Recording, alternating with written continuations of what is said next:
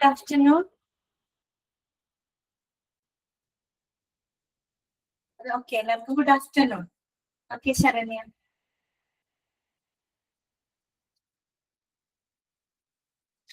ചെറിയൊരു technical error വന്നുകൊണ്ട് അതുകൊണ്ടാണ് കുറച്ച് ലേറ്റ് ആയി പോയത് ക്ലാസ് തുടങ്ങാനായിട്ട്. ഓക്കെ, അപ്പൊ എല്ലാവർക്കും ഗുഡ് ആഫ്റ്റർനൂൺ. ഇനിയധികം സമയം കളയണ്ട, നമുക്ക് ക്ലാസ് സ്റ്റാർട്ട് ചെയ്യാം. ഓക്കെ അല്ലേ? കഴിഞ്ഞ ദിവസം നമ്മൾ പറഞ്ഞത് മൊഡ്യൂള് 1-ലെ 5ാമത്തെ ചാപ്റ്റർ ആയിരുന്നു അല്ലെ, different departments in hospital. Okay, അപ്പൊ നമ്മള് ഒരു 3 ഡിപ്പാർട്ട്മെന്റുകളാണ് നമ്മൾ കഴിഞ്ഞ ക്ലാസ്സിൽ പറഞ്ഞു നിർത്തിയത് അല്ലെ. ഓക്കെ, നമ്മള് പ്രധാനമായിട്ടും എന്താണ് ഡിപ്പാർട്ട്മെന്റുകളെ 3ആയിട്ട് നമ്മൾ ക്ലാസിഫൈ ചെയ്തു അല്ലെ. ഏതൊക്കെയായിരുന്നു? Medical department, supportive department, administrative department. Okay, പിന്നെ നമ്മൾ അതിൽ വരുന്ന സബ് ഡിവിഷൻസ് ആണ് പറഞ്ഞുകൊണ്ടിരിക്കുന്നത് അല്ലെ. നമ്മൾ ആദ്യം ഫോക്കസ് ചെയ്തത് മെഡിക്കൽ ഡിപ്പാർട്ട്മെന്റ് ആണ് അല്ലെ. ഓക്കെ, ഒരു മെഡിക്കൽ ഡിപ്പാർട്ട്മെന്റിനെ പ്രധാനമായിട്ട് നമ്മൾ 2ആയിട്ടാണ് സബ് ഡിവൈഡ് ചെയ്തത്. ഏതൊക്കെയായിരുന്നു? ഒന്ന് ഔട്ട് പേഷ്യന്റ് ഡിപ്പാർട്ട്മെന്റും 2 ഇൻ പേഷ്യന്റ് ഡിപ്പാർട്ട്മെന്റ്. ഓക്കെ, അപ്പൊ ഇൻ പേഷ്യന്റ് ഡിപ്പാർട്ട്മെന്റ് കൊടുക്കുന്ന സേവനങ്ങൾ ഏതൊക്കെയാണ്, ഔട്ട് പേഷ്യന്റ് ഡിപ്പാർട്ട്മെന്റ്സിൽ വരുന്നത് എന്തൊക്കെയാണെന്ന് നമ്മൾ കണ്ടു. ഓക്കെ, നമുക്കറിയാം ഒരു ഔട്ട് പേഷ്യന്റ് ഡിപ്പാർട്ട്മെന്റ് എന്ന് പറയുമ്പോൾ അവിടെ ആളുകൾ എന്തിനു വേണ്ടി മാത്രം വരുന്നതാണ്? കൺസൾട്ടേഷന് വേണ്ടി മാത്രമാണ് അവിടെ വരുന്നത് അല്ലെ. അത് മാത്രമല്ല, അതൊരു നിശ്ചിത സമയം വരെ മാത്രം പ്രവർത്തിക്കുന്ന ഒരു ഡിപ്പാർട്ട്മെന്റ് ആണ് എന്ത്? ഔട്ട് പേഷ്യന്റ് ഡിപ്പാർട്ട്മെന്റ് എന്ന് പറയുന്നത്. ഓക്കെ, അതേസമയം എന്താണ്? പിന്നെ നമ്മൾ പറഞ്ഞത് കാഷ്വാലിറ്റി ആണ് അല്ലെ, അഥവാ എമർജൻസി ഡിപ്പാർട്ട്മെന്റ് ആണ് അല്ലെ. Accident and emergency department. ആ ഡിപ്പാർട്ട്മെന്റിന്റെ പ്രത്യേകത എന്താണ്? 24 അവറും പ്രവർത്തിക്കുന്ന ഡിപ്പാർട്ട്മെന്റ് ആണ് അല്ലെ. ഇത് കാഷ്വാലിറ്റി അഥവാ എമർജൻസി ഡിപ്പാർട്ട്മെന്റ്. വേറൊരു പേരും കൂടെ പറയുന്നത് എന്താണ്? ആക്സിഡന്റ് ആൻഡ് എമർജൻസി ഡിപ്പാർട്ട്മെന്റ് അറിയപ്പെടും അല്ലെ. ഓക്കെ, ദെൻ നമ്മൾ തേർഡ് പറഞ്ഞുകൊണ്ടിരുന്നത് കംപ്ലീറ്റ് ആയിട്ടുണ്ടായിരുന്നില്ല, കാർഡിയോളജി ഡിപ്പാർട്ട്മെന്റ് ആണ്. ഓക്കെ, നമ്മൾ ഞാൻ ചോദിക്കുന്ന ടെക്സ്റ്റ് ഉള്ളവര് എടുത്തവരെ വായിച്ചു നോക്കിയോ? എല്ലാവർക്കും ക്ലിയർ ആണോ? അത്രയും ഭാഗങ്ങള് ഓക്കെ അല്ലേ? ഓക്കെ ആണ്. അപ്പൊ നമുക്ക് ബാക്കിയുള്ള കാര്യങ്ങൾ പറയാം കേട്ടോ. അപ്പൊ നമ്മൾ പറഞ്ഞു കാർഡിയോളജി ഡിപ്പാർട്ട്മെന്റ് എന്ന് പറയുമ്പോൾ എല്ലാവർക്കും അറിയാം അല്ലെ, നമ്മുടെ ഹൃദയ സംബന്ധമായിട്ടുള്ള പ്രശ്നങ്ങളെ കൈകാര്യം ചെയ്യുന്ന ഒരു വിഭാഗമാണ് എന്ത്? കാർഡിയോളജി എന്ന് പറയുന്നത്. ഓക്കെ, അപ്പൊ നമ്മൾ പറഞ്ഞു പ്രത്യേകിച്ച് ഹാർട്ട് ഡിസീസുമായിട്ട് ബന്ധപ്പെട്ട് പറയുമ്പോൾ അതിന്റെ ഏറ്റവും വലിയ ഏരിയ എന്ന് പറയുന്നത് എന്താണ്? കാഡ് ആണ് അല്ലെ. Card, CAD, card. കാഡിന്റെ full form എന്താണ്?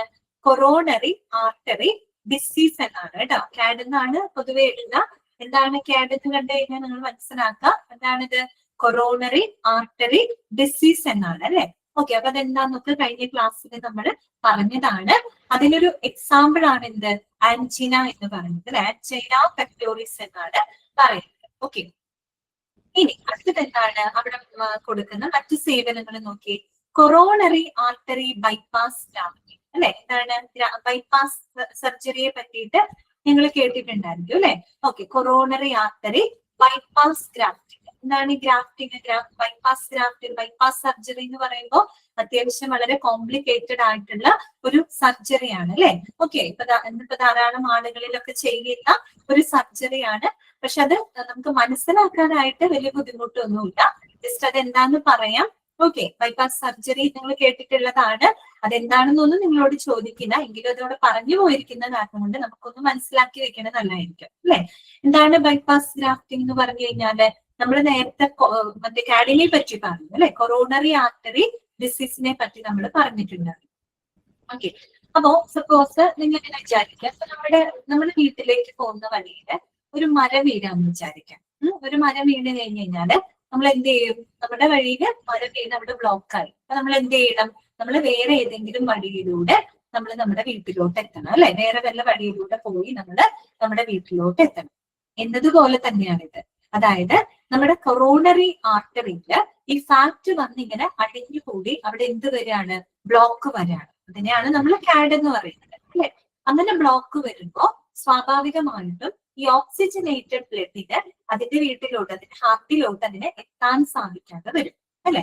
അപ്പൊ എന്ത് ചെയ്യണം? നമ്മള് മറ്റേതെങ്കിലും വഴിയിലൂടെ റീറൂട്ട് ചെയ്ത് ബൈപ്പാസ് ചെയ്ത് ആ ഒരു ബ്ലഡിനെ നമ്മൾക്ക് ഇങ്ങോട്ടേക്ക് എത്തിക്കണം, ഹാർട്ടിലോട്ട് എത്തിക്കണം. ഇതാണ് എന്ത് ബൈപ്പാസ് ഗ്രാഫ്റ്റിംഗ് എന്ന് പറയുന്നത്. ഓക്കെ, അപ്പൊ നമ്മൾ നമ്മുടെ ശരീരത്തിന്റെ വേറെ ഏതെങ്കിലും ഭാഗത്ത് നിന്ന് എന്ത് ചെയ്യും, നമ്മള് ആർട്ടറി എടുക്കും. ആർട്ടറി എടുത്തിട്ട് ഈ ബ്ലോക്ക് വന്നിട്ടുള്ള ഭാഗത്തിനോട് അറ്റാച്ച് ചെയ്ത് നമ്മൾ അത് ഘടിപ്പിക്കും. എന്നിട്ട് ഈ ബ്ലോക്ക് ആയ ഭാഗത്ത് നിന്ന് വരുന്ന ആ ബ്ലഡിനെ നമ്മൾ എന്ത് ചെയ്യാണ്, റീറൂട്ട് ചെയ്ത് ബൈപ്പാസ് ചെയ്ത് എങ്ങോട്ടേക്ക് എത്തിക്കുകയാണ്, ഹാർട്ടിലോട്ട് എത്തിക്കുകയാണ്. അപ്പൊ നമ്മൾ ആദ്യം തന്നെ ഉടനടി ചെല്ലുമ്പോഴൊന്നും എന്ത് ചെയ്യില്ല, ബൈപ്പാസ് സർജറി ചെയ്യില്ല. ആദ്യം എന്താ ചെയ്യാ, ആൻജിയോഗ്രാം ആണ് ചെയ്യാം അല്ലെ. ആൻജിയോഗ്രാം ചെയ്യും അല്ലെ, ബ്ലോക്ക് വന്നു കഴിഞ്ഞാല്. നമുക്കറിയാലോ നമ്മുടെ വെയിനിലോട്ട് ഈ ബ്ലഡ് വെസലിലൂടെ നമ്മൾ എന്താണ് ഈ ഒരു എക്സ്റേ പോലെയുള്ള, നമുക്ക് ആ ഒരു ബ്ലോക്കിനെ എക്സ്റേ പോലെ കാണാൻ പറ്റുന്ന ഒരു സംവിധാനമാണ് ആൻജിയോഗ്രാം എന്ന് പറയുന്നത് അല്ലെ. അപ്പൊ ഈ ആൻജിയോഗ്രാം ചെയ്യുമ്പോൾ നമുക്ക് അറിയാൻ പറ്റും എവിടെയൊക്കെയാണ് ബ്ലോക്കുകൾ ഉള്ളതെന്ന് മനസ്സിലാക്കാനായിട്ട് പറ്റും. ആൻജിയോഗ്രാം ചെയ്ത് ബ്ലോക്ക് എവിടെയാണെന്ന് മനസ്സിലായ ഡോക്ടർ സ്വാഭാവികമായിട്ട് നമ്മളോട് എന്ത് സജസ്റ്റ് ചെയ്യും, ആൻജിയോപ്ലാസ്റ്റി ചെയ്യാനായിട്ട് പറയും അല്ലെ. ആൻജിയോപ്ലാസ്റ്റി ചെയ്യാൻ പറയാം. ആൻജിയോപ്ലാസ്റ്റി എന്ന് പറയുന്നത് എന്താണ്, നമ്മൾ ഈ പറയുന്ന പോലെ ബ്ലോക്ക് ഉള്ള ആർട്ടറിയിലോട്ട് നമ്മളൊരു സ്റ്റെൻഡ് അല്ലെ, അതൊരു ബലൂൺ ഒക്കെ ഉണ്ട്. PDF ഷെയർ ചെയ്തിട്ടുണ്ടല്ലോ, PDF ആർക്കും കാണുന്നില്ലേ? ഓക്കെ, അതെ, സ്റ്റണ്ട് വെക്കും അല്ലെ. അതിന്റെ അടുത്ത് അവിടെ ഒരു ബലൂൺ ഉണ്ട് അല്ലെ, ആ ഒരു ബലൂൺ ഉപയോഗിച്ച് ഡയലേറ്റ് ചെയ്യും. നമ്മളിപ്പോ ആ ഒരു ആർട്ടറിയുടെ ഉള്ളിലേക്ക്, ആ ബ്ലോക്കുള്ള ഏരിയയിലേക്ക് ഈ സ്റ്റണ്ട് വെച്ച് നമ്മൾ ആ ബലൂൺ ഡയലേറ്റ് ചെയ്യുമ്പോൾ ചിലപ്പോൾ ആ ബ്ലോക്കിനെ നമുക്ക് രണ്ട് വശത്തേക്ക് ഒന്ന് ചുരുക്കാൻ പറ്റും. അപ്പൊ ആ ഒരു വഴി എന്തായിരിക്കും, നമുക്ക് ഓപ്പൺ ആയി കിട്ടും അല്ലെ. അതാണ് നമ്മൾ സ്റ്റണ്ട് വെക്കുമ്പോൾ ചെയ്യുന്നത്. അങ്ങനെ ഓപ്പൺ ആക്കിയിട്ട് നമ്മൾ എന്ത് ചെയ്യാണ്, ബ്ലഡിനെ അതിന്റെ വഴിയിലൂടെ തന്നെ കടത്തിവിടാം. സാധാരണ രീതിയിൽ അങ്ങനെയാണ് ചെയ്യുക. പക്ഷേ എന്തുകൊണ്ടാണ് നമുക്ക് ബൈപ്പാസ് സർജറി വേണ്ടതായിട്ട് വരുന്നത്? ചിലപ്പോൾ ചില ബ്ലോക്കുകള് നമുക്ക് എന്ത് ചെയ്യാൻ പറ്റില്ല, ഇതുപോലെ സ്റ്റണ്ട് ഉപയോഗിച്ച് നമുക്ക് മാറ്റാനായിട്ട് പറ്റാത്ത ബ്ലോക്കുകളുണ്ട്. നമ്മൾ നേരത്തെ പറഞ്ഞില്ലേ, ഈ മരം ഇങ്ങനെ വന്ന് വീണ് കിടക്കാം. മരം വേണമെങ്കിൽ നമുക്ക് വെട്ടിയിട്ട് രണ്ട് സൈഡിലേക്ക് മാറ്റിയിട്ടാൽ നമുക്ക് നമ്മുടെ വീട്ടിലോട്ട് പോവാം അല്ലെ. അതാണ് നമ്മൾ സ്റ്റണ്ട് വെക്കുമ്പോൾ ചെയ്യുന്നത്, അതാണ്. അതേസമയം നമുക്ക് ഈ മരം മാറ്റി ഇടാനായിട്ട് ഒരു സ്പേസ് അവിടെ ഇല്ലാന്ന് വിചാരിക്കും, അല്ലെങ്കിൽ ഏതെങ്കിലും ഒരു കോർണറിലാണ് ഈ ഒരു ബ്ലോക്ക് ഉണ്ടായിരിക്കുന്നതെന്ന് വിചാരിക്കും. നമുക്ക് എന്ത് ചെയ്യാൻ പറ്റില്ല, ഈ പറയുന്ന ആൻജിയോപ്ലാസ്റ്റി നമുക്ക് അവിടെ ചെയ്യാനായിട്ട് പറ്റില്ല. അല്ലെങ്കിൽ ഒന്നിലധികം സ്ഥലങ്ങളിലൊക്കെ ബ്ലോക്ക് വരികയാണെങ്കിൽ ആൻജിയോപ്ലാസ്റ്റി ചിലപ്പോൾ ചെയ്യാൻ പറ്റിയെന്ന് വരില്ല. അങ്ങനെയുള്ള സാഹചര്യങ്ങളിലാണ് ഡോക്ടർ എന്ത് സജസ്റ്റ് ചെയ്യുന്നത്, ബൈപ്പാസ് സർജറി സജസ്റ്റ് ചെയ്യുന്നത്. അപ്പൊ നമ്മൾ അവിടെ എന്താ ചെയ്യാം, ബൈപ്പാസ് ഗ്രാഫ്റ്റിംഗ് എന്നാണ് പറയുന്നത്. ഗ്രാഫ്റ്റ് ദാറ്റ് മീൻസ് മറ്റൊരു ആർട്ടറിനെ നമ്മൾ എന്ത് ചെയ്യാണ്, അതിനോടുകൂടി കണക്ട് ചെയ്യാണ്. എന്നിട്ട് ആ ഒരു ബ്ലഡിനെ നമ്മൾ റീറൂട്ട് ചെയ്ത് ബൈപ്പാസ് ചെയ്ത് പുതിയ ഗ്രാഫ്റ്റിലൂടെ നമ്മൾ എന്ത് ചെയ്യാണ്, ഹാർട്ടിലോട്ട് എത്തിക്കുക. ഇതാണ് എന്ത് നമ്മൾ ഈ പറയുന്ന കൊറോണറി ആർട്ടറി ബൈപ്പാസ് ഗ്രാഫ്റ്റിംഗ്. അത് കാബ്ജ് എന്നാണ് പറയാ കേട്ടോ, കാബ്ജ്, CABG കേട്ടോ. അത് ഇനി പഠിക്കും, ഇനി പരീക്ഷകളിലൊക്കെ വരുന്നുണ്ട്. അപ്പൊ നിങ്ങളുടെ മനസ്സിൽ ഇത് വരണം കേട്ടോ, കാബ്ജ്, CABG. ഓക്കെ, കാഡ് എന്താണ്, കൊറോണറി ആർട്ടറി ഡിസീസ് എന്നാണ് കേട്ടോ. ഈ രണ്ട് ടേമുകളും നിങ്ങളുടെ മനസ്സിൽ ഉണ്ടായിരിക്കണം. ഓക്കെ, അപ്പോ അതാണ് അവിടെ പറയുന്നത് കേട്ടോ, coronary artery bypass grafting. Okay, ഇനി എന്താണ്, cardiovascular surgery deals with surgical treatment of heart and blood vessels. Okay, screen കാണുന്നില്ലേ നിങ്ങൾക്ക്? സ്ക്രീൻ കാണാൻ പറ്റുന്നില്ലേ? ഷെയർ ചെയ്തിട്ടുണ്ട്. ഓക്കെ, അപ്പൊ നോക്കാം, കാർഡിയോവാസ്കുലർ സർജറി എന്ന് പറഞ്ഞാൽ എന്താണ്? It deals with the surgical treatment of heart and blood vessels അല്ലെ. നമ്മൾ വാസ്കുലാർ എന്ന് പറയുമ്പോൾ വെസൽസ് ആണ്, ബ്ലഡ് വെസൽസുമായിട്ട് കണക്ട് ചെയ്തിട്ടുള്ള ഒരു ടേം ആണ്. അപ്പൊ നമ്മൾ ഈ പറയുന്ന ഹാർട്ടുമായിട്ട് ബന്ധപ്പെട്ട ബ്ലഡ് വെസൽസുകളുടെയൊക്കെ സർജിക്കൽ ട്രീറ്റ്മെന്റുകൾ കൈകാര്യം ചെയ്യുന്നതിനെയാണ് നമ്മൾ എന്ത് പറയുന്നത്, കാർഡിയോവാസ്കുലർ സർജറി എന്ന് പറയുന്നത്. ഒന്ന് അണ്ടർലൈൻ ചെയ്ത് വെക്കുന്നു കേട്ടോ. Cardiovascular surgery deals with surgical treatment of heart and blood vessels കേട്ടോ.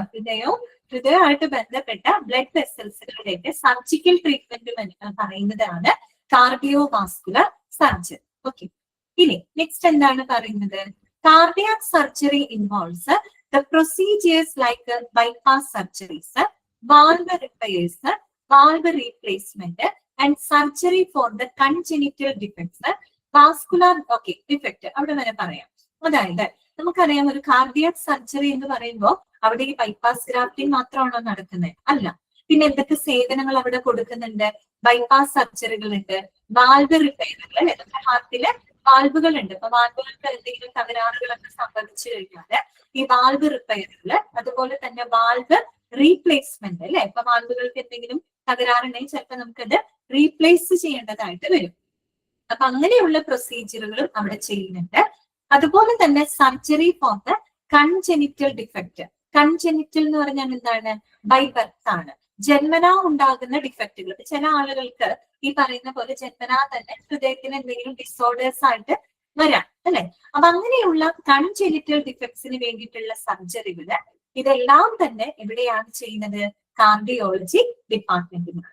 ഓക്കെ, അപ്പൊ എന്തൊക്കെ സേവനങ്ങളാണ് ഒരു കാർഡിയോളജി ഡിപ്പാർട്ട്മെന്റ് പ്രൊവൈഡ് ചെയ്യുന്നത് എന്നുള്ളത് നിങ്ങളൊന്ന് മനസ്സിലാക്കി വെക്കുക കേട്ടോ. ഇതൊക്കെയാണ് ബൈപ്പാസ് സർജറികൾ നടക്കുന്നുണ്ട്, വാൽവ് റിപ്പയറുകള്, വാൽവ് റീപ്ലേസ്മെന്റുകള്, പിന്നെ surgery for the congenital. Okay, അടുത്തൊരു ടേം ആണ് vascular. Okay, vascular deals with disease of blood vessels കേട്ടോ. വാസ്കുലാർ എന്ന് പറയുമ്പോൾ നിങ്ങൾ കണക്ട് ചെയ്യേണ്ടത് ബ്ലഡ് വെസൽസ് ആണ് കേട്ടോ. ഓക്കെ, അപ്പൊ അതുകൊണ്ടാണ് കാർഡിയോ വാസ്കുലാർ എന്ന് പറഞ്ഞപ്പോ കാർഡിയോ മീൻസ് ഹാർട്ടായിട്ട് ബന്ധപ്പെട്ടത്, വാസ്കുലാർ എന്ന് പറയുമ്പോൾ ബ്ലഡ് വെസൽസുമായിട്ട് ബന്ധപ്പെട്ടത്. അപ്പൊ വാസ്കുലാർ എന്ന് പറഞ്ഞാൽ that deals with the disease of blood vessels കേട്ടോ. ഈ പറയുന്ന രക്തക്കൊല്ലുകളുടെ ഈ പറയുന്ന ഡിസീസ് ഒക്കെ കൈകാര്യം ചെയ്യുന്ന ഒരു വിഭാഗമാണ്. അതിനെയാണ് ആ ഒരു ടേമാണ് വാസ്കുലാർ എന്ന് പറയുന്നത് കേട്ടോ. ഓക്കെ, പിന്നെ മറ്റെന്തൊക്കെ സേവനങ്ങളാണ് ഈ ഒരു ഡിപ്പാർട്ട്മെന്റിൽ നിന്നും പ്രൊവൈഡ് ചെയ്യുന്നത്? നോക്കിയേ, pace maker implantation treatment, treatment four myocardial infarction is also done in this department. Okay, പിന്നെ അതുകൂടാതെ പേസ് മേക്കർ ഇംപ്ലാന്റേഷൻ അല്ലെ, പേസ് മേക്കറിന് നിങ്ങൾ കേട്ടിട്ടുണ്ടാവും അല്ലെ, പേസ് മേക്കർ ഘടിപ്പിക്കുക. പേസ് എന്ന് പറഞ്ഞാൽ എന്താണ്? വേഗതയാണ് അല്ലെ, നമ്മുടെ ഹാർട്ട് ബീറ്റ്, നമ്മുടെ ഹാർട്ടിന്റെ റിതം അല്ലെ, അതിനെ കൺട്രോൾ ചെയ്യുന്നതിന് വേണ്ടിയിട്ട് അല്ലെ, റെഗുലേറ്റ് ചെയ്യാനായിട്ട് നമ്മൾ വെക്കുന്ന ഒരു ഡിവൈസ് ആണ് കേട്ടോ പേസ് മേക്കർ.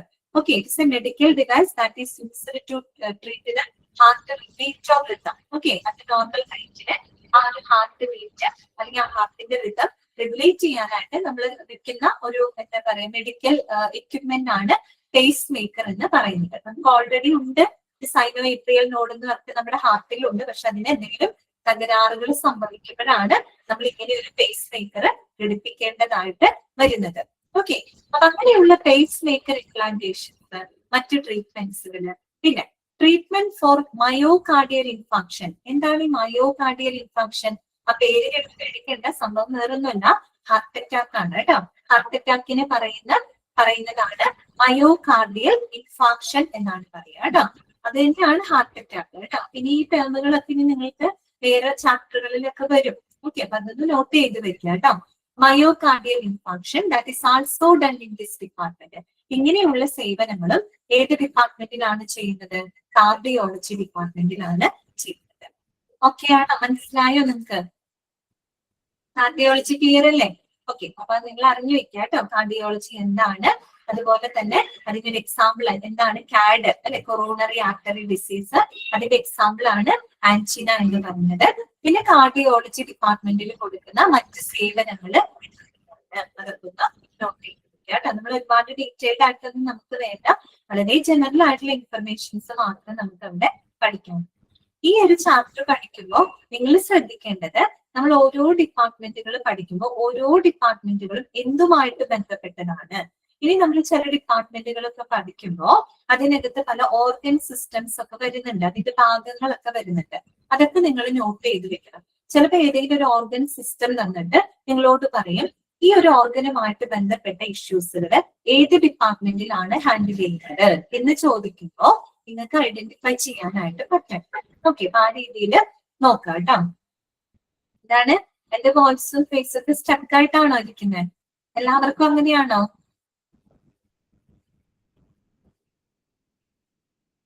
ഓക്കെ, കുറച്ച് പേർക്ക് അങ്ങനെയാണല്ലേ. നെറ്റ്വർക്കിന്റെ എന്തെങ്കിലും ഇഷ്യൂസ് ആയിരിക്കും കേട്ടോ. നെക്സ്റ്റ് വരുന്നതാണ് അനസ്തേഷ്യോളജി കേട്ടോ. അടുത്ത ഡിപ്പാർട്ട്മെന്റിലോട്ട് നമ്മൾ പോവാണ്. നെക്സ്റ്റ് ഡിപ്പാർട്ട്മെന്റ് ആണ് അനസ്തേഷ്യോളജി. Okay, anaesthesiology department. എപ്പോഴാണ് നമ്മൾ അനസ്തേഷ്യ കൊടുക്കുന്നത്? സാധാരണ എപ്പോഴാണ് നമ്മൾ അനസ്തേഷ്യ കൊടുക്കുന്നത്? പറയൂ, എപ്പോഴാണ് അനസ്തേഷ്യ കൊടുക്കണേ? നമ്മള് അനസ്തേഷ്യ എപ്പോഴാണ് കൊടുക്കുന്നത്? സർജറി അല്ലെ? അതെ, ഓപ്പറേഷൻ ഒക്കെ മുൻപായിട്ട് നമ്മൾ എന്ത് കൊടുക്കും? അനസ്തേഷ്യ കൊടുക്കും. എന്തിനാ നമ്മൾ അനസ്തേഷ്യ കൊടുക്കുന്നത്? എന്തിനു വേണ്ടിയിട്ടാ? മയക്കാനായിട്ട് അല്ലെ? ഓക്കെ, അതെ, പെയിൻ അറിയാതിരിക്കാൻ വേണ്ടിയിട്ട് അല്ലെ? ഓക്കെ, അത് തന്നെ, മയക്കാൻ വേണ്ടിയിട്ടാണ് അല്ലെ നമ്മൾ അങ്ങനെ ചെയ്യുന്നത്. ഓക്കെ, അപ്പൊ നമുക്ക് അതിനെ പറ്റിയിട്ട് ഡീറ്റെയിൽഡ് ആയിട്ട് നോക്കാം കേട്ടോ. വളരെ ഡീറ്റെയിൽഡ് അല്ല എങ്കിലും നോക്കാം. Anaesthesiology. Doctors in this department administer anaesthesia for the patients for procedures and surgeries. പ്രത്യേകിച്ച് നമുക്കറിയാം സർജിക്കൽ പ്രൊസീജിയറും മറ്റുമൊക്കെ ചെയ്യുമ്പോൾ നമ്മൾ എന്ത് കൊടുക്കും? അനസ്തേഷ്യ കൊടുക്കും അല്ലെ? ഈ അനസ്തേഷ്യ കൊടുക്കുന്നത് സാധാരണ ഡോക്ടേഴ്സ് അല്ല, അനസ്തേഷ്യ സ്പെഷ്യലിസ്റ്റുകൾ ഉണ്ട്, അവരാണ് അത് അഡ്മിനിസ്റ്റർ ചെയ്യുന്നത് കേട്ടോ. അപ്പൊ പ്രധാനമായിട്ടും നമുക്ക് 3 ടൈപ്പ് അനസ്തേഷ്യകളാണ് പഠിക്കാനായിട്ടുള്ളത്. 3 ടൈപ്പുകളാണ് അതിനകത്ത് വരുന്നത്. ഒന്നാമത്തത് ജനറൽ അനസ്തേഷ്യ. നമുക്ക് എന്താണ്? General anaesthesia. രണ്ടാമത്തത് ലോക്കൽ അനസ്തേഷ്യ. മൂന്നാമത്തത് റീജിയണൽ അനസ്തേഷ്യ. അങ്ങനെ നമുക്ക് 3 ടൈപ്പുകളാണ് അതിനകത്ത് പറയുന്നത്. ഏതൊക്കെയാണ്? General anaesthesia, local anaesthesia, regional anaesthesia. ഓരോന്ന് എന്താന്ന് നോക്കാം. ഫസ്റ്റ് വൺ വരുന്നത് ജനറൽ അനസ്തേഷ്യ. ഇപ്പോഴാണ് പൊതുവെ ജനറൽ അനസ്തേഷ്യ കൊടുക്കുന്നത്. നമ്മളിപ്പോ ഓപ്പൺ സർജറികളൊക്കെ ചെയ്യില്ലേ? ഓപ്പൺ ഹാർട്ട് സർജറികളും മറ്റുമൊക്കെ ചെയ്യും. അത്യാവശ്യം വളരെ കോംപ്ലിക്കേറ്റഡ് ആയിട്ടുള്ള കോംപ്ലക്സ് സർജറികളൊക്കെ ചെയ്യുന്ന സമയത്ത് നമ്മൾ എന്താണ് കൊടുക്കുന്നത്? ജനറൽ അനസ്തേഷ്യയാണ് കൊടുക്കുന്നത്. അപ്പൊ ഈ ജനറൽ അനസ്തേഷ്യ കൊടുക്കുമ്പോൾ എന്ത് സംഭവിക്കുകയാണ്? പേഷ്യന്റ് ബിക്കം അൺകോൺഷ്യസ് ആവാണ് അല്ലെ? ഒരു പേഷ്യന്റ് എന്താവാണ്? ഒരു സ്ലീപ്പിംഗ് മോഡിലോട്ട് പോവുകയാണ് അല്ലെ? കംപ്ലീറ്റ് അവര് അൺകോൺഷ്യസ് ആവാണ് എന്ത് കൊടുക്കുമ്പോ? ജനറൽ അനസ്തേഷ്യ കൊടുക്കുമ്പോൾ. ഓക്കെ, അപ്പൊ നോക്കാം. General anesthesia is medicine that is administered by an anesthesiologist, a medical doctor, through a mask or an IV cannula placed in the vein. Okay, നമ്മൾ എങ്ങനെയാണ് ഈ ജനറൽ അനസ്തേഷ്യ കൊടുക്കുന്നത്? എങ്ങനെയാണ്? ഒന്നുകിൽ നമ്മൾ മാസ്ക് മുഖേനയാണ് അത് കൊടുക്കുന്നത്. ഓക്കെ, അല്ലെങ്കിലോ IV കാനുലാസിലൂടെ അല്ലെ? IV എന്ന് പറഞ്ഞാൽ എന്താണ്? ഇൻട്രാവെയിൻ ആണ് അല്ലെ? ഇൻട്രാവെനസ് അല്ലെങ്കിൽ ഇൻട്രാവെയിൻ. നമ്മൾ ഹോസ്പിറ്റലിലൊക്കെ അഡ്മിറ്റ് ആയിട്ടൊക്കെ പോകുന്ന സമയത്ത് നമ്മുടെ കയ്യിൽ കാനുല വെക്കാറുണ്ട് അല്ലെ? IV ആന്റിബയോട്ടിക്സ്, IV ഫ്ലൂയിഡ്സ് ഇപ്പൊ ഇടുന്നത് എന്താണ്? നമ്മളൊരു കാനുല വെക്കുന്നുണ്ട് കയ്യിൽ അല്ലെ? IV ആണത്. ഇൻട്രാവെനസ് ആണ്, ഇൻട്രാവെയിൻ ആണ്. That means this is a small tube that is inserted into the vein അല്ലെ? നമ്മുടെ വെയിനിലോട്ട് ഇൻസേർട്ട് ചെയ്യുന്നത്. കാരണം ഡയറക്റ്റ് ആയിട്ട് നമ്മൾ വെയിനിലോട്ടാണ് അത് കടത്തിവിടുന്നത് അല്ലെ? നമ്മളിപ്പോ ഒരു മെഡിസിൻ ഒക്കെ കഴിച്ച് അത് ബ്ലഡിൽ അടിയാൻ സമയം എടുക്കും. അതേസമയം നമ്മൾ IV ആയിട്ട് കൊടുക്കുമ്പോൾ എന്താണ്? നേരിട്ട് നമ്മൾ ബ്ലഡിലോട്ട് ഇൻസേർട്ട് ചെയ്യാണ് അല്ലെ? ഡയറക്റ്റ് നമ്മൾ ബ്ലഡിലോട്ടാണ് അത് കൊടുക്കുന്നത്. അപ്പോ അങ്ങനെയുള്ള IV കാനുലകള് അല്ലെങ്കിൽ മാസ്ക് മുഖേനയാണ് നമ്മൾ എന്ത് കൊടുക്കുന്നത്? അനസ്തേഷ്യ പേഷ്യന്റിലേക്ക് അഡ്മിനിസ്റ്റർ ചെയ്യുന്നത്. Okay. While the anesthesia is working, the patient will become unconscious. അല്ലെ? അപ്പൊ ആ ഒരു അനസ്തേഷ്യ അല്ലെ? അനസ്തേഷ്യ കൊടുക്കുന്നതോട് കൂടിയിട്ട് പേഷ്യന്റ് എന്തായി മാറാണ്? He will become unconscious അല്ലെ? അബോധാവസ്ഥയിലാണ് എന്ന് വെച്ചാൽ മുഴുവനായിട്ട് അവരൊരു സ്ലീപ്പിംഗ് മോഡിലോട്ട് പോവാണ്. അപ്പൊ സാധാരണ വളരെ കോംപ്ലക്സ് ആയിട്ടുള്ള സർജറികൾക്കും മറ്റുമാണ് നമ്മൾ ജനറൽ അനസ്തേഷ്യ കൊടുക്കുന്നത്. നിങ്ങളോട് ചോദിക്കാൻ ചാൻസ് ഉള്ളത് ജനറൽ അനസ്തേഷ്യ എങ്ങനെയാണ് നമ്മൾ അഡ്മിനിസ്റ്റർ ചെയ്യുന്നത്? ഒന്നുകിൽ നമ്മൾ IV കാനുലാസിലൂടെ അല്ലെങ്കിൽ മാസ്ക് മുഖേനയാണ് എന്ത് കൊടുക്കുന്നത്? അനസ്തേഷ്യ, ജനറൽ അനസ്തേഷ്യ അഡ്മിനിസ്റ്റർ ചെയ്യുന്നത്. ഓക്കെ, ക്ലിയർ ആണല്ലോ. രണ്ടാമത് വരുന്നതാണ് ലോക്കൽ അനസ്തേഷ്യ. ലോക്കൽ അനസ്തേഷ്യ എന്ന് പറഞ്ഞാൽ എന്താണ്? A local anesthesia blocks sensation in small areas. അതായത് നമ്മളൊരു ചെറിയ ഏരിയകളിലൊക്കെ നമ്മൾക്കൊന്ന് മരവിപ്പിക്കണമെങ്കിൽ അവിടെ നമ്മൾ ഉപയോഗിക്കുന്നത് ലോക്കൽ അനസ്തേഷ്യ ആണ്. പ്രത്യേകിച്ച് ആരാണ് അത് ഉപയോഗിക്കുന്നത്? ഡെന്റിസ്റ്റുകൾ ഉപയോഗിക്കുന്നത്. അപ്പൊ നമ്മൾ പല്ലിന് വല്ല റൂട്ട് കനാൽ ചെയ്യുമ്പോഴോ അല്ലെങ്കിൽ വല്ല പല്ലുകൾ കേടുവന്ന വല്ല പല്ലുകളൊക്കെ നമ്മൾ പറിച്ചു കളയാനൊക്കെ പോകുന്ന സമയത്ത് അല്ലെ? പല്ലിലൊക്കെ കമ്പി ഇടാനൊക്കെ പോകുന്ന സമയത്ത് ചില പല്ലൊക്കെ എടുത്ത് പറിച്ചു കളയേണ്ടി വരും അല്ലെ? അപ്പോഴൊക്കെ എന്താ ചെയ്യുന്നത്? ലോക്കൽ അനസ്തേഷ്യ അവർക്ക് കൊടുക്കുന്നത്. ആ ഒരു ചെറിയൊരു ഏരിയയിലേക്ക് മാത്രമാണ് നമ്മൾ ആ ഒരു എന്ത് ചെയ്യുന്നത്? അനസ്തേഷ്യ കൊടുക്കുന്നത്. അപ്പൊ അവിടെ രോഗി അൺകോൺഷ്യസ് ആവുന്നുണ്ടോ? ശരിക്കും അൺകോൺഷ്യസ് ആവുന്നില്ല. ആ ഒരു ഏരിയ മാത്രം എന്താണ്? മരവിക്കും അല്ലെ? അവിടുത്തെ വേദന മാത്രം അവർ അറിയില്ല. ബാക്കി എന്താണ്? പേഷ്യന്റ് കോൺഷ്യസ് ആയിരിക്കും അല്ലെ? ഓക്കെ, അപ്പൊ അതാണ് അവിടെ പറയുന്നത് കേട്ടോ. Local anaesthesia blocks sensation in small. Dentist use the local anesthesia when numbing a jaw organs കേട്ടോ. അപ്പൊ ഇങ്ങനെയുള്ള നമ്മള് ഈ ഡെന്റിസ്റ്റുകളാണ് എന്ത് ഉപയോഗിക്കുന്നത്, ലോക്കൽ അനസ്തേഷ്യ ഉപയോഗിക്കുന്നത്. അപ്പൊ പ്രത്യേകം നിങ്ങൾ നോട്ട് ചെയ്യണം കേട്ടോ. ഡെന്റിസ്റ്റുകൾ ഉപയോഗിക്കുന്നത് ഏത് ടൈപ്പ് ഓഫ് അനസ്തേഷ്യയാണ്, ലോക്കൽ അനസ്തേഷ്യയാണ് അവർ ഉപയോഗിക്കുന്നത്. ഓക്കെ, അടുത്തതാണ് റീജിയണൽ അനസ്തേഷ്യ. റീജിയണൽ അനസ്തേഷ്യ എന്ന് പറഞ്ഞാൽ എന്താണ്? Regional anaesthesia numbs a specific portion of the body. Numbs എന്ന് പറഞ്ഞാൽ എന്താണ്? മരവിപ്പിക്കുക എന്നുള്ള അർത്ഥമാണ് കേട്ടോ. ഓക്കെ, അപ്പൊ ഒരു റീജിയണൽ എന്ന് പറയുമ്പോൾ തന്നെ നമ്മുടെ ഒരു ബോഡിയിലെ ഒരു സ്പെസിഫിക് റീജിയനെ നമ്മൾ എന്ത് ചെയ്യാണ്? മരവിപ്പിക്കുകയാണ് അല്ലെ. അതിനെയാണ് നമ്മൾ റീജിയണൽ അനസ്തേഷ്യ എന്ന് പറയുന്നത്. Okay, the regional anaesthesia numbs a specific portion of the body. എവിടെയാണ് നമ്മൾ റീജിയണൽ അനസ്തേഷ്യ ഉപയോഗിക്കുന്നത്? സിസേറിയൻ സെക്ഷൻസിൽ കേട്ടോ. The caesarean sections are done with a regional anaesthesia. അത് ഇമ്പോർട്ടന്റ് പോയിന്റ് ആണ്, അണ്ടർലൈൻ ചെയ്ത് വെക്കുക കേട്ടോ. സിസേറിയൻ സെക്ഷൻസ് ചെയ്തത് ഏത് അനസ്തേഷ്യയാണ്? Regional anaesthesia. സിസേറിയൻ ഒക്കെ കഴിഞ്ഞിട്ടുള്ള ആളുകൾക്ക് അറിയാൻ പറ്റും അല്ലെ. അവിടെ എങ്ങനെയാണ്? സിസേറിയൻ നടക്കുന്നുണ്ട് അല്ലെ. അപ്പലിന് ഈ പറയുന്ന പോലെ എന്താണ്, ഒരു ഇഞ്ചക്ഷൻ കൊടുക്കും. അപ്പൊ ആ ഒരു ഏരിയ, അതായത് നമ്മുടെ അബ്ഡോമന്റെ താഴേക്കുള്ള ഏരിയ മുഴുവൻ മരവിക്കുകയാണ് അല്ലെ. അപ്പൊ നമുക്കറിയാം അവിടെ ഒരു സിസേറിയൻ നടക്കുന്നുണ്ട്. നമ്മൾ വേദന മാത്രം അറിയുന്നില്ല എന്നുള്ളൂ അല്ലെ. പേഷ്യന്റ് എന്തായിരിക്കും? കോൺഷ്യസ് ആയിരിക്കും. പേഷ്യന്റ് അൺകോൺഷ്യസ് ആവുന്നത് ഏത് അനസ്തേഷ്യയിൽ മാത്രമാണ്? ജനറൽ അനസ്തേഷ്യന് മാത്രമാണ് അല്ലെ. ലോക്കൽ അനസ്തേഷ്യയുടെ സമയത്തും റീജിയണൽ അനസ്തേഷ്യ സമയത്തും പേഷ്യന്റ് എന്തായിരിക്കും? കോൺഷ്യസ് ആയിരിക്കും. ചുറ്റുള്ള കാര്യങ്ങളൊക്കെ അവര് അറിയുന്നുണ്ടായിരിക്കും. ഓക്കെ, അത്രയല്ലേ ഉള്ളൂ നമ്മുടെ ടൈം കേട്ടോ. കിട്ടിയില്ലോ? അപ്പൊ ചോദിക്കാം കേട്ടോ നിങ്ങളോട്, അതായത് ഒരു ഡെന്റിസ്റ്റുകൾ ഉപയോഗിക്കുന്ന അനസ്തേഷ്യ ഏതാണ്, അല്ലെങ്കിൽ സിസേറിയൻ സെക്ഷൻസിനായിട്ട് ഉപയോഗിക്കുന്ന അനസ്തേഷ്യ ഏതാണ് എന്നൊക്കെ ചോദിക്കുമ്പോൾ നിങ്ങൾക്ക് അറിയണം കേട്ടോ. ഇനി അടുത്തത് എന്താണ്? During the surgery the anesthesiologist will monitor the patient's blood pressure, heart rhythm, temperature, level of consciousness and the amount of oxygen in the blood. അപ്പൊ നമ്മൾ ഈ ഒരു സർജറിയുടെ സമയത്ത് അനസ്തീഷ്യോളജിസ്റ്റ് എന്ത് ചെയ്യുന്നുണ്ട്?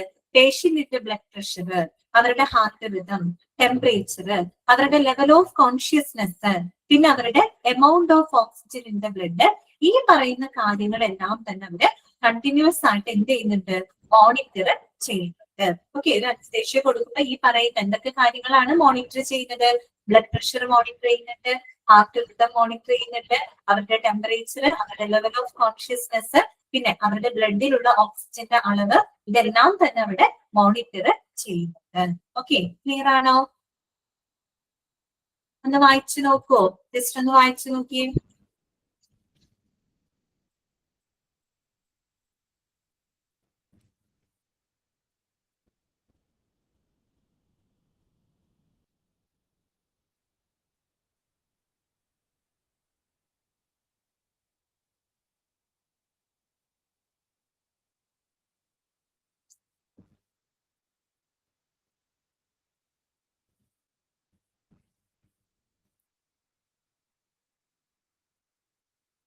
ക്ലിയർ അല്ലേ നിങ്ങൾക്ക് എല്ലാവർക്കും?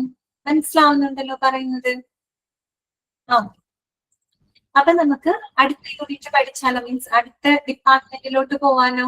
ഇത്രയും ഡിപ്പാർട്ട്മെന്റുകൾ നിങ്ങൾക്ക് ഓക്കെ അല്ലേ? ഓക്കെ, ദെൻ നമുക്ക് നെക്സ്റ്റ് നോക്കാനുള്ളത് ക്രിട്ടിക്കൽ കെയർ യൂണിറ്റ് അഥവാ നമുക്ക് CCU അഥവാ ICU കേട്ടോ, ഇന്റൻസീവ് കെയർ യൂണിറ്റ്. ഇവിടെ പറയുന്ന പല ഡിപ്പാർട്ട്മെന്റുകളും നിങ്ങൾക്ക് ഇനി സെപ്പറേറ്റ് ചാപ്റ്റേഴ്സ് ആയിട്ട് പഠിക്കാനുണ്ട് കേട്ടോ. നമ്മളിവിടെ ഓവറോൾ ആയിട്ടുള്ള ഒരു ഐഡിയ നമ്മൾ ഉണ്ടാക്കിയെടുക്കുന്നുണ്ട് കേട്ടോ. ഓക്കെ, അപ്പൊ നോക്കുക, ക്രിട്ടിക്കൽ കെയർ യൂണിറ്റ് അഥവാ ഇന്റൻസീവ് കെയർ യൂണിറ്റ് അല്ലെ നമ്മൾ പറയും, തീവ്ര പരിചരണ വിഭാഗം. ഓക്കെ, എന്താണ് ഇന്റൻസീവ് കെയർ യൂണിറ്റ് അഥവാ ക്രിട്ടിക്കൽ കെയർ യൂണിറ്റ് എന്ന് പറഞ്ഞാൽ എന്താണ്? Critical care units is a specialty that cares for patients with acute life threatening illness അല്ലെ. ഏറ്റവും അക്യൂട്ട് ആയിട്ടുള്ള, ഏറ്റവും സിവിയർ ആയിട്ടുള്ള ക്രിട്ടിക്കൽ ഇൽനെസ് ഉള്ള ആളുകളെ ട്രീറ്റ് ചെയ്യുന്ന ഒരു വിഭാഗമാണ് ICU എന്ന് പറയുന്നത് അല്ലെ. ക്രിട്ടിക്കൽ കെയർ ആവശ്യമായിട്ടുള്ള പേഷ്യൻസിനെ പരിചരിക്കുന്ന യൂണിറ്റ് ആണ് ICU എന്ന് പറയുന്നത്. Okay, critical care is delivered through a highly specialized intensive care unit, also known as intensive treatment unit or critical care unit. അപ്പൊ പല പേരുകളിലും നമുക്ക് പറയാം. ഇന്റൻസീവ് കെയർ യൂണിറ്റ് എന്ന് പറയാം, ഇന്റൻസീവ് ട്രീറ്റ്മെന്റ് യൂണിറ്റ് എന്ന് പറയാം, ക്രിട്ടിക്കൽ കെയർ യൂണിറ്റ് എന്ന് പറയാം. ഓക്കെ, അതൊക്കെ ഒന്ന് നോട്ട് ചെയ്ത് കേട്ടോ, നമുക്ക് അറിയാവുന്ന കാര്യങ്ങളാണ്. ഇനി നെക്സ്റ്റ് വരുന്നത് എന്താണ്? The patients are usually transferred to ICU after the initial stabilization at the emergency room, operation theatre or recovery room. നമ്മൾ ഉടനെ തന്നെ ഒരു രോഗിയെ ICUലോട്ട് പ്രവേശിപ്പിക്കുകയല്ല ചെയ്യുന്നത്. പിന്നെ എന്താണ്?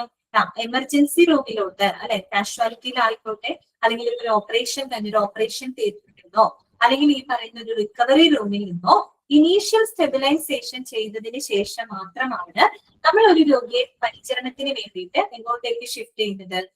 ICUലോട്ട് ഷിഫ്റ്റ് ചെയ്യുന്നത്, അല്ലെ. മിക്കവാറും ഇപ്പൊ ഓപ്പറേഷൻ ഒക്കെ കഴിഞ്ഞ് കഴിഞ്ഞാൽ ആ പേഷ്യന്റിനെ നമ്മൾ ആദ്യം എവിടേക്ക്, ആ വാർഡിലേക്ക് ഇറക്കുകയാണ് ചെയ്യാം, അല്ലെങ്കിൽ റൂമിലേക്ക് ആക്കുകയാണ് ചെയ്യാം? അല്ല, അവരെ നമ്മൾ എവിടേക്ക് മാറ്റും? ICUലോട്ട് മാറ്റും, അല്ലെ. ഇതിന് വേണ്ടിയിട്ടാണ്, അവർക്ക് ഇന്റൻസീവ് കെയർ കൊടുക്കുന്നതിന് വേണ്ടിയിട്ടാണ്, അല്ലെ. ഓക്കെ, അപ്പൊ അവിടെ നിന്ന് ഒന്ന് ഇനീഷ്യലി സ്റ്റെബിലൈസ് ചെയ്തതിന് ശേഷം മാത്രമാണ് നമ്മളൊരു തീവ്ര പരിചരണത്തിന് വേണ്ടിയിട്ട് രോഗിയെ ICUലോട്ട് ഷിഫ്റ്റ് ചെയ്യുന്നത്. ഓക്കെ, ഇനി നോക്കാം. Certain patients need to be isolated and need close and individual medical attention. Okay, the ICU has very few beds and is usually handled by the specialist doctors and nurses, as well as consultant anesthetists, physiotherapists and dietitians. ഇപ്പൊ ചില രോഗികളെ സംബന്ധിച്ച് അവർക്ക് വളരെ close ആയിട്ടുള്ള medical attention ആവശ്യമായിട്ടുള്ള ചില രോഗികളുണ്ട്. അല്ലെങ്കിൽ മറ്റുള്ളവരിൽ നിന്നും ഐസോലേറ്റ് ചെയ്ത് പ്രത്യേകം അവരെ മാറ്റിയിട്ട്, അല്ലെ, ഐസോലേറ്റ് ചെയ്ത് ക്രിട്ടിക്കൽ കെയർ ആവശ്യമുള്ള അല്ലെങ്കിൽ ക്ലോസ് മോണിറ്ററിംഗ് ആവശ്യമായിട്ടുള്ള പേഷ്യൻസ് ഉണ്ടായിരിക്കും. അങ്ങനെയുള്ളവരെയാണ് നമ്മൾ ഇത്തരത്തിലുള്ള ICUലോട്ടൊക്കെ മാറ്റുന്നത്. ഇനി ഈ ICU എന്ന് പറയുന്ന ഒരു യൂണിറ്റ് എന്ന് പറഞ്ഞാൽ അവിടെ വളരെ കുറച്ച് ബെഡുകൾ മാത്രമേ ഉണ്ടാവുള്ളൂ. അപ്പൊ നമ്മൾ വാർഡുകളിൽ പോലെ ഒരുപാട് ബെഡുകൾ എവിടെ ഉണ്ടാവില്ല? ICUവിനകത്ത് ഉണ്ടായിരിക്കില്ല. അറിയാലോ നിങ്ങൾക്ക്. ICU has a very few beds and is usually handled by, ആരാണ് ICU ഹാൻഡിൽ ചെയ്യുന്നത്? ആരൊക്കെയായിരിക്കും ICU ഉണ്ടായിരിക്കുക? അവിടെ ഒരു ടീം ഓഫ് ഹെൽത്ത് പ്രൊഫഷണൽസ് ചേർന്നിട്ടാണ് ICUവിനെ ഹാൻഡിൽ ചെയ്യുന്നത് കേട്ടോ. ആരൊക്കെയാണ് അവിടെ ഉണ്ടാവുക? സ്പെഷ്യലിസ്റ്റ് ഡോക്ടേഴ്സ് ഉണ്ടായിരിക്കും, നഴ്സസ് ഉണ്ടായിരിക്കും, കൺസൾട്ടന്റ് അനസ്തെറ്റിക്സ് ഉണ്ടായിരിക്കും, ഫിസിയോതെറാപ്പിസ്റ്റുകൾ ഉണ്ടായിരിക്കും, അതുപോലെ തന്നെ ഡയറ്റീഷ്യൻസ്. അങ്ങനെ ഒരു ടീം ഓഫ് ഹെൽത്ത് പ്രൊഫഷണൽസ് ആണ് ഈ പറയുന്ന ICUവിനെ ഹാൻഡിൽ ചെയ്യുന്നത്. ഓക്കെ, ഇത്രയുള്ള കാര്യങ്ങൾ മനസ്സിലാക്കാം കേട്ടോ. ICU എന്ന് പറഞ്ഞു കഴിഞ്ഞാല് ഏറ്റവും ക്രിട്ടിക്കലി ഇല്ലായിട്ടുള്ള പേഷ്യൻസിനെ പരിചരിക്കുന്ന ഒരു യൂണിറ്റ് ആണ്. ഓക്കെ, ഇന്റൻസീവ് കെയർ യൂണിറ്റ് അഥവാ critical care unit, intensive treatment unit എന്നൊക്കെ നമുക്കതിനെ പറയാം. പിന്നെ നമ്മൾ സാധാരണ ഒരു എമർജൻസി റൂമിൽ നിന്ന് അല്ലെങ്കിൽ ഒരു ഓപ്പറേഷൻ തിയേറ്ററിൽ നിന്നൊക്കെ ഇനീഷ്യലി സ്റ്റേബിൾ ആക്കിയതിനു ശേഷം മാത്രമാണ് നമ്മൾ ഒരു പേഷ്യന്റിനെ ICUലോട്ട് ഷിഫ്റ്റ് ചെയ്യുന്നത്. അതുപോലെ ICUവിൽ വളരെ കുറച്ച് ബെഡുകൾ മാത്രമേ ഉണ്ടായിരിക്കുള്ളൂ. ഈ പറയുന്ന ഡോക്ടേഴ്സും നഴ്സസും അനസ്തേഷ്യോളജിസ്റ്റുകളും ഫിസിയോതെറാപ്പിസ്റ്റുകളും ഡയറ്റീഷ്യൻസ് ഒക്കെ ഉൾപ്പെടുന്ന ഒരു ടീം ഓഫ് ഹെൽത്ത് പ്രൊഫഷണൽസ് ആണ് ഈ ഒരു യൂണിറ്റിനെ ഹാൻഡിൽ ചെയ്യുന്നത്. ഓക്കെ, ക്ലിയർ ആണല്ലോ പറഞ്ഞത്? നമുക്കിനി അടുത്ത ഡിപ്പാർട്ട്മെന്റിലോട്ട് പോകാം. നെക്സ്റ്റ് ഡിപ്പാർട്ട്മെന്റ് എന്ന് പറയുന്നത് ഡെർമറ്റോളജി ഡിപ്പാർട്ട്മെന്റ് ആണ് കേട്ടോ. ഡെർമറ്റോളജി ഡിപ്പാർട്ട്മെന്റ് എന്ന് പറയുമ്പോൾ നമുക്കറിയാം സ്കിന്ന്, അല്ലെ, അതുപോലെ തന്നെ ഹെയർ, നെയില്, ഇതുമായിട്ട് ബന്ധപ്പെട്ട പ്രശ്നങ്ങളെല്ലാം തന്നെ കൈകാര്യം ചെയ്യുന്ന ഡിപ്പാർട്ട്മെന്റ് ആണ് എന്ത്?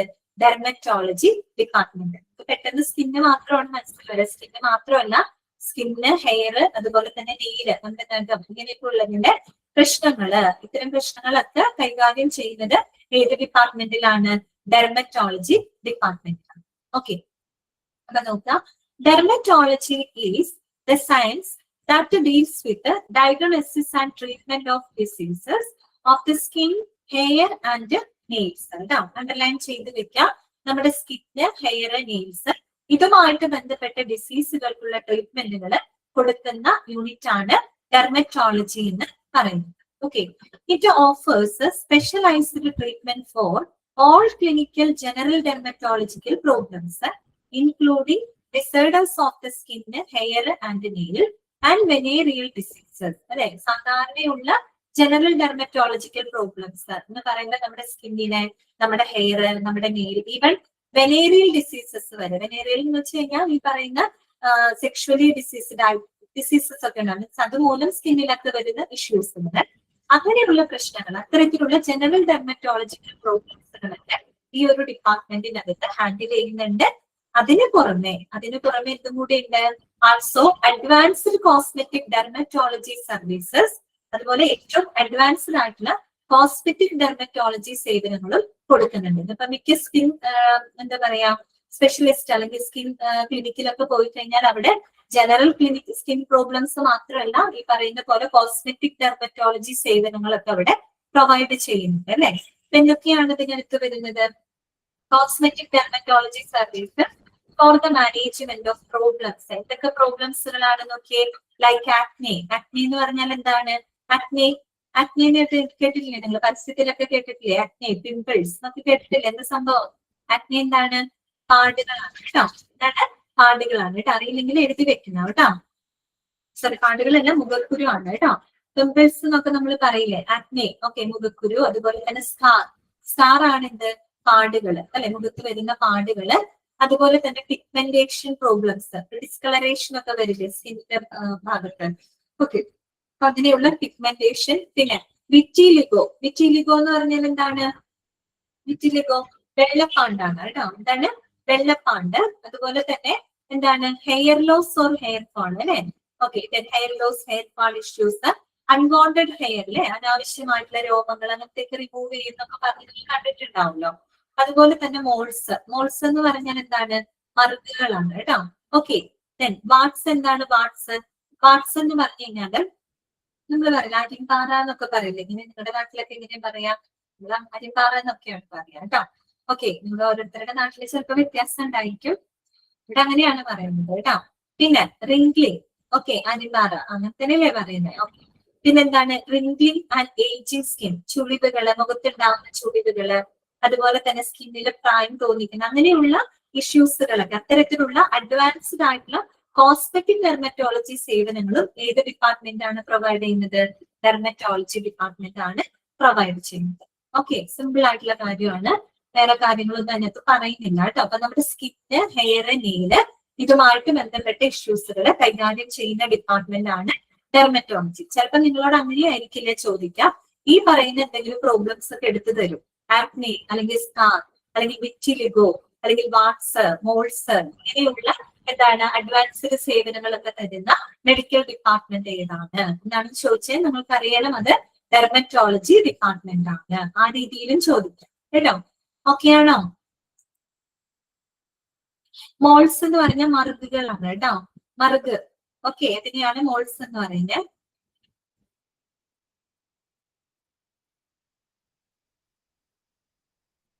വായിച്ചോളൂ കേട്ടോ, ഒന്ന് വായിച്ചു നോക്കിക്കോളൂ.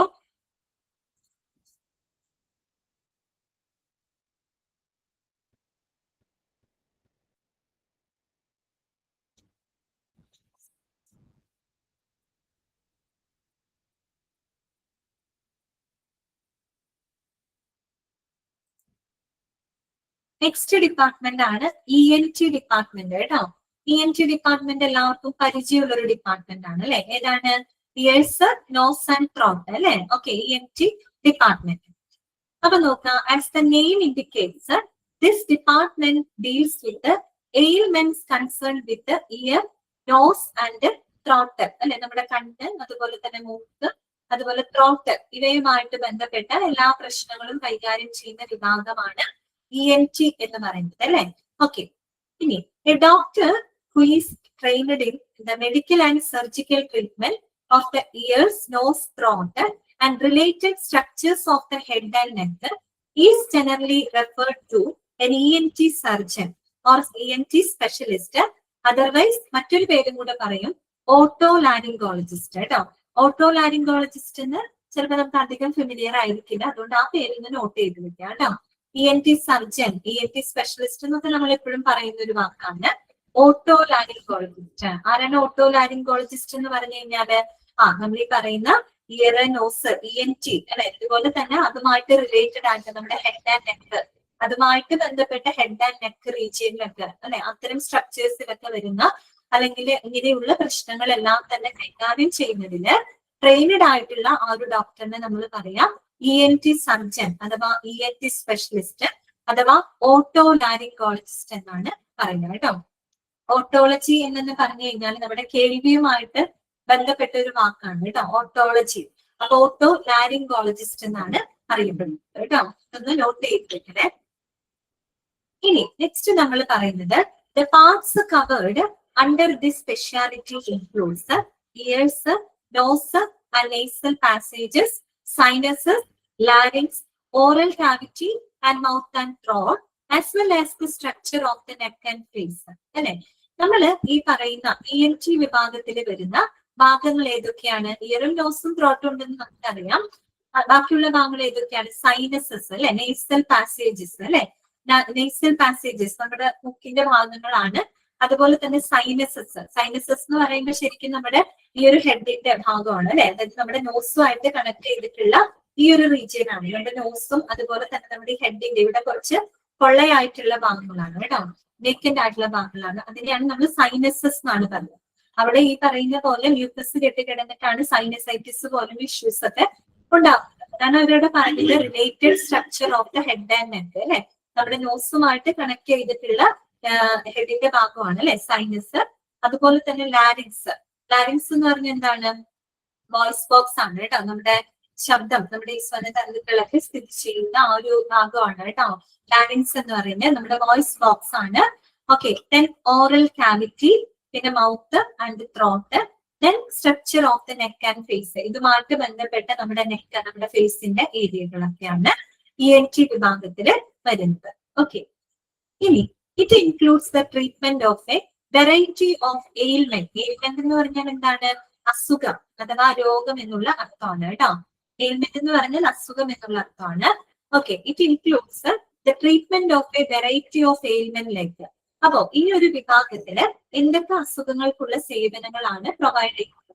നിങ്ങളുടെ ടെക്സ്റ്റില് നിങ്ങൾക്ക് കൊടുത്തിട്ടുള്ളത് നിങ്ങൾ പ്രത്യേകം നോട്ട് ചെയ്ത് വെക്കുക കേട്ടോ. ഏതൊക്കെയാണെന്ന് നോക്കിയേ.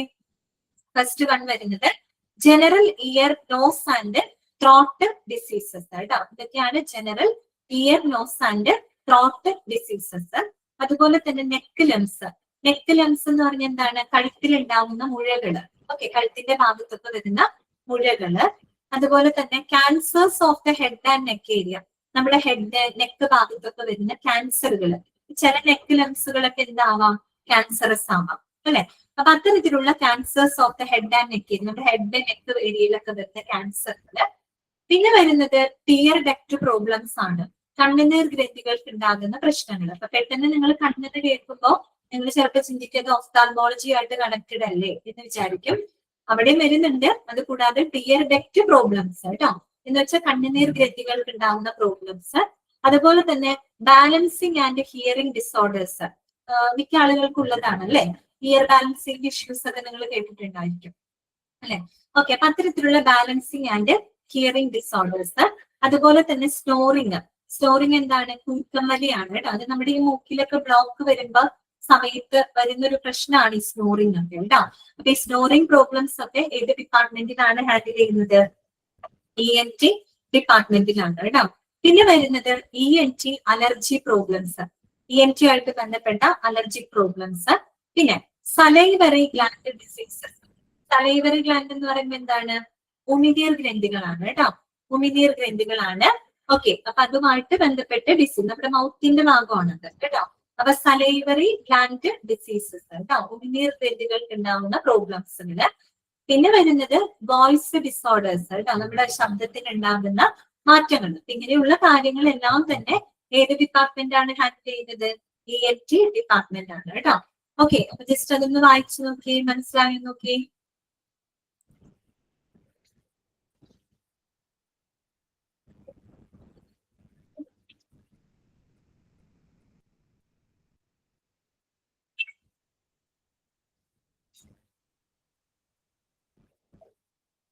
സ്നോറിംഗ് മീൻസ് കൂർക്കം വലി കേട്ടോ, കൂർക്കം വലി.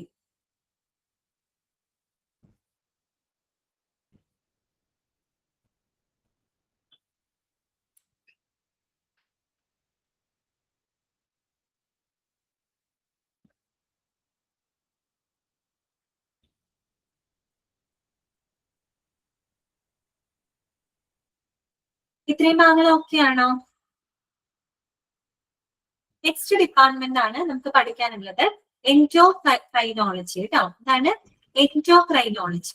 Okay, next department endocrinology. Endocrinology ഡിപ്പാർട്ട്മെന്റിനെ പറ്റിയിട്ട് നിങ്ങൾ കേട്ടിട്ടുണ്ടോ? ഫസ്റ്റ് ടൈം ആണോ കേട്ടിട്ടുള്ളത്? കുറച്ച് പേരൊക്കെ കേട്ടിട്ടുണ്ട് അല്ലെ, അറിയാത്തവരുണ്ടാവാം. Okay okay. അപ്പൊ നമുക്ക് എന്താന്ന് പറയാം കേട്ടോ. ആദ്യം നമുക്ക് ആ ഒരു ഡിപ്പാർട്ട്മെന്റ് പഠിക്കണേക്കാളും മുൻപ് എന്താണ് എൻഡോക്രൈൻ സിസ്റ്റം എന്നുള്ളത് നമ്മൾ ആദ്യം മനസ്സിലാക്കണം. ഓക്കെ, എന്നിട്ട് നമുക്കത് വായിക്കാം. അപ്പൊ മനസ്സിലാക്കാൻ പറ്റും കേട്ടോ. അപ്പോ എന്താണ് എൻഡോക്രൈൻ സിസ്റ്റം എന്ന് പറഞ്ഞാൽ നമുക്കറിയാം, നമ്മുടെ ഹ്യൂമൻ ബോഡി എന്ന് പറയുമ്പോൾ അല്ലെ ഒരുപാട് അല്ലെ, നമ്മുടെ ഹ്യൂമൻ അനാട്ടമി എടുത്താൽ അത് ഒരുപാട് സിസ്റ്റംസ് ഉള്ളതാണ് നമ്മുടെ ഹ്യൂമൻ ബോഡി എന്ന് പറയുന്നത് അല്ലെ. സർക്കുലേറ്ററി സിസ്റ്റം ഉണ്ട്, റീപ്രൊഡക്റ്റീവ് സിസ്റ്റം ഉണ്ട്, എക്സ്ക്രീറ്ററി സിസ്റ്റം ഉണ്ട് അല്ലെ, പിന്നെ എന്തൊക്കെയുണ്ട്, ഇതിന് ഒരുപാടുണ്ട് അല്ലെ, നെർവസ് സിസ്റ്റം ഉണ്ട്. ഇതൊക്കെ നമ്മുടെ ഹ്യൂമൻ ബോഡിയിൽ ഉള്ളതാണ് അല്ലെ. അപ്പോ അങ്ങനെ ഒരു സിസ്റ്റം തന്നെയാണ് എന്ത്, എൻഡോക്രൈൻ സിസ്റ്റം. മലയാളത്തിൽ നമ്മൾ പറയാം അന്തഃസ്രാവി വ്യവസ്ഥ എന്നാണ് പറയാ കേട്ടോ. എന്താണ് പറയാ? അന്തഃസ്രാവി വ്യവസ്ഥ എന്നാണ് പറയാ. എന്ന് പറഞ്ഞാല് ഇപ്പോ നമ്മൾ ഒരാളായിട്ട് നമ്മൾ കമ്മ്യൂണിക്കേറ്റ് ചെയ്യണമെങ്കിൽ നമ്മൾ എന്ത് ഉപയോഗിക്കും? നമ്മുടെ സൗണ്ട് ഉപയോഗിക്കും. നമ്മുടെ സൗണ്ട് ഉപയോഗിച്ചിട്ടാണ് നമ്മൾ ഒരാളുടെ അടുത്ത് കമ്മ്യൂണിക്കേറ്റ് ചെയ്യുക അല്ലെ. അല്ലെങ്കിൽ ചിലപ്പോൾ നമ്മൾ എന്തെങ്കിലും ആക്ഷൻസിലൂടെ ആയിരിക്കും ഒരാളായിട്ട് നമ്മൾ കമ്മ്യൂണിക്കേറ്റ് ചെയ്യുന്നത്. എന്നതുപോലെ നമ്മുടെ ശരീരത്തിനകത്തുള്ള സെല്ലുകള്, കോശങ്ങള്, അവര് പരസ്പരം കമ്മ്യൂണിക്കേറ്റ് ചെയ്യുന്നത് എന്തിലൂടെയാണെന്നറിയോ? ഹോർമോൺസുകളിലൂടെയാണ്. ഇതിലൂടെയാണ് ഹോർമോൺസുകളിലൂടെയാണ് ഇവര് കമ്മ്യൂണിക്കേറ്റ് ചെയ്യുന്നത്. അപ്പോ ഇത്തരം ഹോർമോൺസുകളുടെ ഉത്പാദനത്തിലൂടെ നമ്മുടെ ശരീരത്തിലെ വിവിധ പ്രവർത്തനങ്ങളെ കൺട്രോൾ ചെയ്യുകയും കോർഡിനേറ്റ് ചെയ്യുകയും ചെയ്യുന്നൊരു സിസ്റ്റത്തിനെയാണ് നമ്മൾ എൻഡോക്രൈൻ സിസ്റ്റം എന്ന് പറയുന്നത്.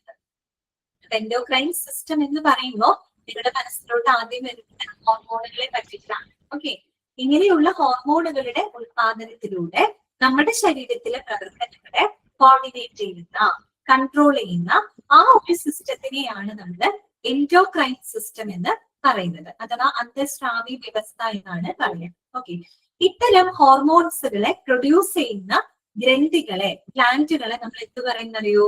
എൻഡോക്രൈൻ ഗ്ലാൻഡ്സ് എന്നാണ് പറയുന്നത്. ഇത്തരം ഹോർമോൺസുകളെ ഉത്പാദിപ്പിക്കുന്ന ഗ്ലാൻഡുകളെ നമ്മൾ എൻഡോക്രൈൻ ഗ്ലാൻഡ്സ് എന്നാണ് പറയുന്നത്. അപ്പോ നമ്മുടെ ശരീരത്തിൽ ഒരുപാട് ഹോർമോണുകൾ ഉണ്ട് അല്ലെ. ഈ ഹോർമോണുകളുടെ പ്രവർത്തനത്തിലൂടെ ആണ് പല കാര്യങ്ങളും നമ്മുടെ ശരീരത്തിൽ ഒത്തിരിയേറെ മെറ്റാബോളിക് ആക്ടിവിറ്റീസുകളൊക്കെ നടക്കുന്നത് ഇങ്ങനെയുള്ള ഹോർമോൺസുകളിലൂടെയാണ്. അത് മാത്രമല്ല, നമ്മൾ ഈ പറയുന്ന ഹോർമോണുകള് നേരിട്ട് നമ്മുടെ ബ്ലഡിലോട്ടാണ് സെക്രീറ്റ് ചെയ്യുന്നത്. ബ്ലഡിലേക്കാണ് നേരിട്ട് ഹോർമോണുകളെ റിലീസ് ചെയ്യുന്നത്. അപ്പൊ ബ്ലഡ് നമുക്കറിയാലോ, നമ്മുടെ ശരീരത്തിൽ മുഴുവൻ സർക്കുലേറ്റ് ചെയ്യുന്ന ഒരാളാണ് ബ്ലഡ് എന്ന് പറയുന്നത്. അപ്പൊ നമ്മൾ ഈ ബ്ലഡിലോട്ട് സർക്കുലേറ്റ് ചെയ്യുന്ന ഹോർമോണുകള് നമ്മുടെ ബോഡിയിലെ വിവിധ ഭാഗങ്ങളിലേക്ക് എത്തുകയാണ്. അപ്പൊ നമ്മുടെ ശരിക്കും പറഞ്ഞൊരു ഹോർമോൺ ഉത്പാദിപ്പിക്കുന്ന സ്ഥലത്ത് തന്നെ ആവണമെന്നില്ല അതിന്റെ ഫംഗ്ഷൻ. ഇപ്പൊ ചിലപ്പോൾ ബ്രെയിനിൽ നിന്ന് ഉത്പാദിപ്പിക്കുന്ന ഒരു ഹോർമോൺ ആയിരിക്കാം, പക്ഷെ അതിന്റെ ഫംഗ്ഷൻ വരുന്നത് പക്ഷെ കിഡ്നിയുടെ ഭാഗത്തായിരിക്കാം. അപ്പൊ അവിടെ നിന്ന് ഉത്പാദിപ്പിക്കുന്ന ഹോർമോണിനെ ബ്ലഡിലൂടെ എവിടേക്ക് എത്തിക്കുന്നുണ്ട്? കിഡ്നിയുടെ പോർഷനിലേക്ക് എത്തി അവിടെ ആയിരിക്കാം അതിന്റെ ഫംഗ്ഷൻ നടക്കുന്നുണ്ടാവാം. ഓക്കെ, അപ്പോ നമ്മൾ ഈ പറയുന്ന ഹോർമോണുകൾ ഉത്പാദിപ്പിക്കുന്ന എൻഡോക്രൈൻ ഗ്ലാൻഡുകളെ കുറിച്ചൊക്കെയുള്ള ഒരു പഠനം അല്ലെങ്കിൽ അതുമായിട്ട് ബന്ധപ്പെട്ട ഒരു ഡിപ്പാർട്ട്മെന്റ് ആണ് എൻഡോക്രൈനോളജി എന്ന് പറയുന്നത്. ഓക്കെ, ഇത്രയും മനസ്സിലായല്ലോ? എൻഡോക്രൈനോളജി എന്താണെന്നൊരു ഐഡിയ കിട്ടിയില്ലേ നിങ്ങൾക്ക്? ഓക്കെ, ഇത്രയും മതി കേട്ടോ. ഇനി നമുക്ക് നെക്സ്റ്റ് ക്ലാസ്സിൽ ഡീറ്റെയിൽഡ് ആയിട്ട് ഇതിനെ പറ്റി പഠിക്കാം. ഓക്കെ, അപ്പൊ ഞാൻ കൺക്ലൂഡ് ചെയ്യാണ്. ഇന്നത്തെ ക്ലാസ്സിൽ നിങ്ങൾക്ക് എന്തെങ്കിലും ഡൗട്ടുകൾ ഉണ്ടെങ്കിൽ ചോദിക്കാം.